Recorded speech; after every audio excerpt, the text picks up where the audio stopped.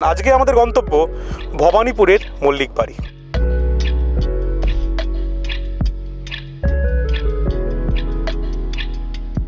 বাড়ির ভেতরে যখন ঢোকেন, যখন এই গেটটা পেরিয়ে যখন ভেতরে ঢোকেন, তখন উনি কিন্তু বাড়ির ছেলে হয়ে যান।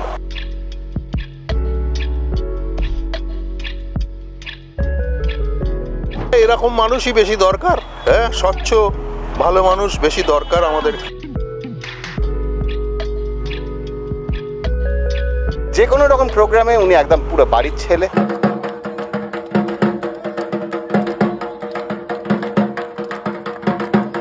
রঞ্জিত মল্লিক এই নামটি চেনে না বাংলা তথা ভারতবর্ষে একটা মানুষ খুঁজে পাবেন এরকম। 1944 সালে 28 সেপ্টেম্বর ভবানীপুরে মল্লিক পরিবারে জন্ম রঞ্জিত মল্লিকের। ইকমিক কুকার নিশ্চয়ই নাম শুনেছেন। ইন্দু মাধব মল্লিক তখনকার দিনে বিখ্যাত এক সায়েন্টিস্ট, তার নাতি রঞ্জিত মল্লিক। আশুতোষ কলেজ থেকে স্নাতকোত্তর পাশ করলেন তিনি। তারপরে পরবর্তী এডুকেশনের জন্য শ্যামাপ্রসাদ কলেজে গেলেন। 1971 সালে প্রথম সিনেমায় নামেন তিনি।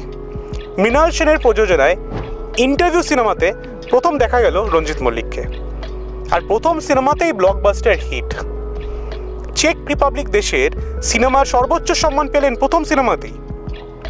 তারপর থেকে তাকে ফিরে দেখতে হলো না। আপনার ভাগ্য ভালো, এই চাপড়টা আপনার গালে না পড়ে টেবিলে পড়েছে।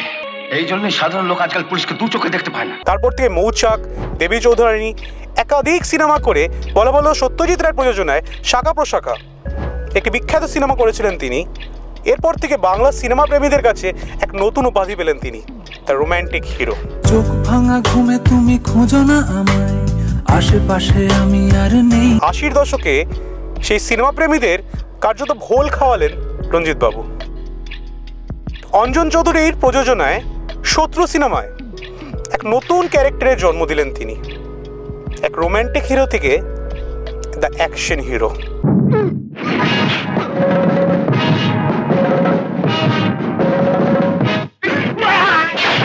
সে সিনেমার পর মানুষের মনে এক নতুন ভার্সেটাইল ক্যারেক্টারের জন্ম হলো রঞ্জিত মল্লিকের। তোমার এত বড় সাহস, তুমি বাড়ির বউয়ের গায়ে হাত তুলছো? ভাবছেন হঠাৎ কেন রঞ্জিত মল্লিকের কথা বলছি আজ? কারণ আজকে আমাদের গন্তব্য ভবানীপুরের মল্লিক বাড়ি।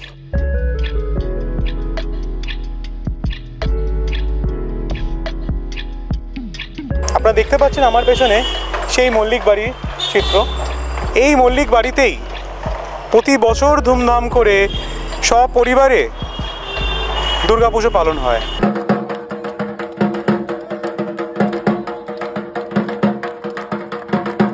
খুব ভালো মানুষ, খুব ভালো মানসিকতা, সবার সাথে খুব মিশুকে, সবার সাথেই মেশেন। ওনার যে তারকা স্ট্যাটাস সেটা বাড়ির বাইরে থাকে, বাড়ির ভেতরে উনি আমাদের কাকা। তো এই বিষয়ে আর কি বলার, উনি কারুর দাদা, কারুর কাকা, এবং সবার সাথে খুব ভালোভাবে উনি মেলামেশা করেন। পুজোর সময় খুবই ইনভলভড হন।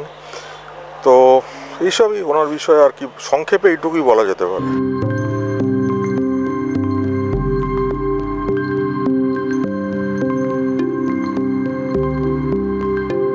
এত বড় একজন সেলিব্রিটি, এত লাইমলাইট। সেলিব্রিটি হচ্ছে বাইরে, বাড়িতে উনি বাড়ির ছেলে। এটাই হচ্ছে ওনার পরিচয়। ওনার বিষয়ে আর কি বলতে চান? মানুষ হিসেবে তো মানে আলাদা লেভেলের, আর যা কিছু সব বাড়ির, মানে যে কোনো রকম প্রোগ্রামে উনি একদম পুরো বাড়ির ছেলে।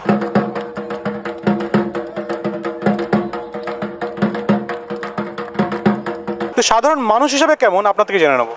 আমার মনে হয় কে একটা আঙুল তুলতে পারবো এইদিকে, এত ভালো লোক। রঞ্জিত মল্লিক তারকা হিসাবে একজন পৃথিবী বিখ্যাত মানুষ। সাধারণ মানুষ হিসাবে উনি কেমন? সাধারণ মানুষ হিসেবে উনি কি ভালো আছেন। আমাদের আসেন বিজয়ের দিনে সবাইকে নমস্কার করেন, সবার সঙ্গে টুকটাক কথা বলেন, যার সঙ্গে আলাপ হয়। আগে বাইরে বসতেন, এখন বাইরে বসেন না, এখন ঘরের ভেতরেই থাকেন। একটা অপদার্থ, শুধু টাকা রোজগার করে শিখেছিস। ছোট ভাই তার বউকে মারছে, তুই বউয়ের আঁচড়ে তোলা দাঁড়িয়ে দেখছিস। দুর্গা পুজো যখন হয় তখন মানুষ হিসেবে কেমন তিনি? খুব ভালো লোক। কথা বলে আপনাদের সাথে? হ্যাঁ। বাড়িতে গেছেন? আমি যাই না, আমার নাতি ওখানে ঢাক ফাক বাজায় পুজো হলে। তারকা হিসাবে একটা দম্ভ অহংকার তৈরি হয় মানুষের মধ্যে। না না, আমার মনে হয় নেই, আমার মনে হয় একদমই নেই।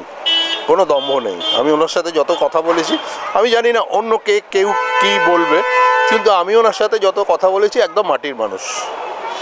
এরকম মানুষের বিষয়ে কি বলা যায়? এক কথায় কথা বলা যায় এরকম মানুষই বেশি দরকার। হ্যাঁ, স্বচ্ছ ভালো মানুষ বেশি দরকার আমাদের এখানে। হ্যাঁ, এখন স্বচ্ছতাটা উঠে যাচ্ছে, বেশি মানুষের মধ্যেই একটা জিলিপির প্যাঁচ। দারুণ, এবং আমাদের সাথে মিশেছেন, আমাদের সাথে কথা বলেছেন। মনে হয় না উনি অত বড় তারকা, কোনো অহংকার বোধ নেই। একটা ছোটো ঘটনা বলছি। তো মা পড়াতেন ক্যালকাটা গার্লস স্কুলে, সিনিয়র ইংলিশ টিচার ছিলেন।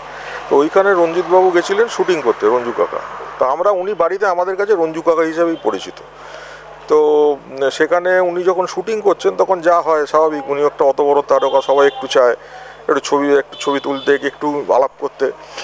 তো ওনাকে যখন মা এসে বললেন তখন উনি এক কথায় রাজি হয়ে যান। মানে আমরা জেনারেলি এটা চট করে দেখি না, কিন্তু উনি এত ডাউন টু আর্থ যে ওনার ভেতরে ওই গর্ব দম্ভ এই জিনিসটা কিন্তু একেবারেই নেই।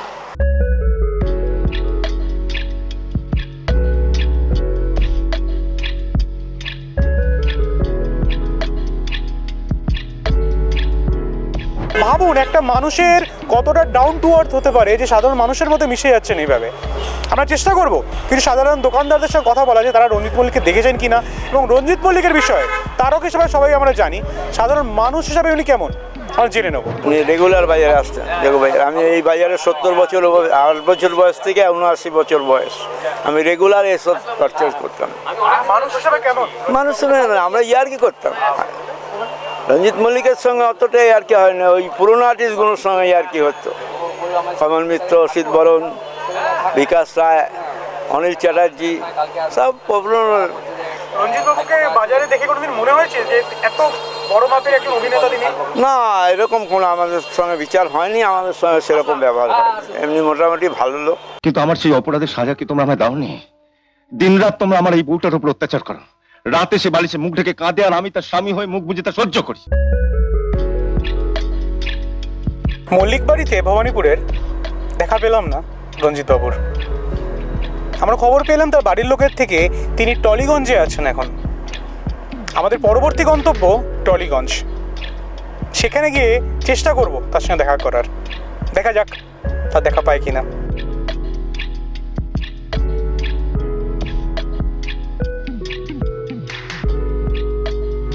দেখতে পাচ্ছেন রঞ্জিত মল্লিকের বাড়িতে, কিন্তু শারীরিক কিছু অসুস্থতা এবং ব্যস্ত থাকার কারণে তিনি আমাদের সঙ্গে দেখা করে উঠতে পারলেন না। আমরা পরবর্তীতে আবারও চেষ্টা করব তার সঙ্গে দেখা করার। আশা করছি খুব শীঘ্রই দেখা করতে পারবো।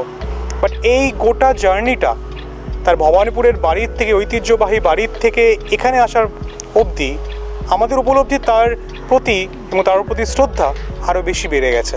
আমরা জানি আমরা পরবর্তীতে তার সঙ্গে নিশ্চয়ই দেখা করতে পারবো। ক্যামেরায় উৎস রায়ের সঙ্গে সন্দীপন চৌধুরী, আর প্লাস নিউজ।